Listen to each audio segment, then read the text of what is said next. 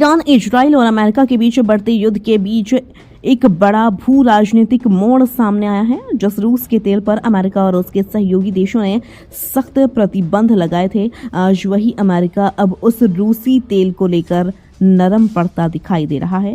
पहले भारत को रूस से तेल खरीदने की अस्थायी छूट दी गई और अब अमेरिका ने कई अन्य देशों को भी रूसी तेल खरीदने की अनुमति दे दी है। लेकिन सवाल यह है कि आखिर अमेरिका को अपनी नीति में यह बदलाव क्यों करना पड़ा?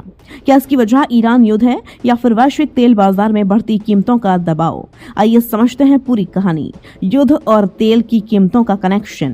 दरअसल ईरान के साथ इजराइल और अमेरिका का युद्ध लगातार भीषण होता जा रहा है।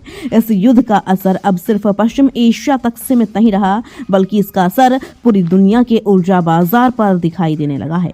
अंतर्राष्ट्रीय बाजार में कच्चे तेल की कीमतें तेजी से बढ़ रही हैं। विशेषज्ञों का मानना है कि अगर यह युद्ध लंबा खिंचता है तो तेल की कीमतों में और भी बड़ा उछाल देखने को मिल सकता है। यही वजह है कि अमेरिका अब तेल बाजार को स्थिर रखने के लिए नई रणनीति अपना रहा है। भारत को पहले मिली थी छूट। गौरतलब है कि अमेरिका ने 28 फरवरी को युद्ध शुरू होने के बाद बढ़ती तेल कीमतों को नियंत्रित करने के लिए भारत को रूसी तेल खरीदने की 30 दिनों की अस्थायी छूट दी थी।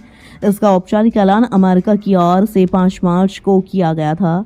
भारत दुनिया के सबसे बड़े कच्चे तेल उपभोक्ताओं में से एक है और रूस से सस्ता तेल खरीदने के कारण वैश्विक ऊर्जा बाजार में उसकी भूमिका काफी महत्वपूर्ण हो गई है।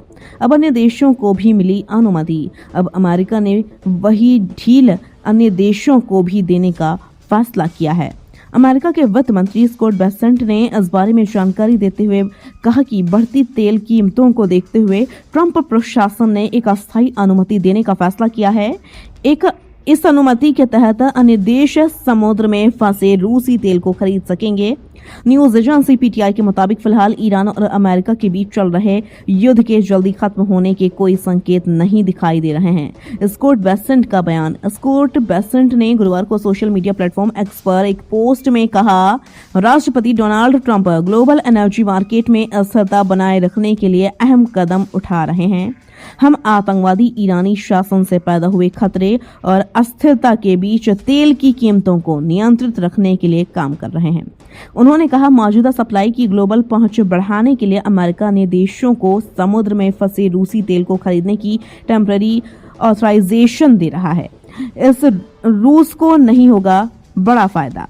स्कॉट बेसेंट ने यह भी साफ किया है कि इस फैसले से रूस को कोई बड़ा आर्थिक फायदा नहीं होगा, क्योंकि यह अनुमति सिर्फ उस तेल के लिए है जो पहले से समुद्र में ट्रांजिट में है, यानी यह एक शॉर्ट टर्म और सीमित व्यवस्था है। अमेरिका की ऊर्जा नीति। स्कॉट बेसेंट ने कहा कि राष्ट्रपति ट्रंप की ऊर्जा नीतियों की वजह से अमेरिका में तेल और गैस का उत्पादन रिकॉर्ड स्तर तक पहुंच गया है, जिसका फायदा अमेरिकी उपभोक्ताओं को मिल रहा है और ईंधन की कीमतें नियंत्रित रखने में मदद मिल रही है। उन्होंने यह भी कहा कि तेल की कीमतों में मौजूदा बढ़ोतरी सिर्फ अस्थायी रुकावट है और लंबे समय में इसका अमेरिकी अर्थव्यवस्था पर सकारात्मक असर पड़ेगा। पश्चिम एशिया का बढ़ता असर। लेकिन असली चिंता पश्चिम एशिया में बढ़ते संघर्ष को लेकर है। ईरान, अमेरिका और इजराइल के बीच बढ़ते सैन्य तनाव ने पूरे क्षेत्र को अस्थिर कर दिया है। इसका असर केवल युद्ध क्षेत्र तक सीमित नहीं है, बल्कि हजारों किलोमीटर दूर स्थित देशों की अर्थव्यवस्थाओं पर भी दिखाई देने लगा है। विशेषज्ञों का मानना है कि अगर यह संघर्ष लंबा चला तो खाड़ी देशों के तेल उत्पादन और सप्लाई पर भी बड़ा असर पड़ सकता है।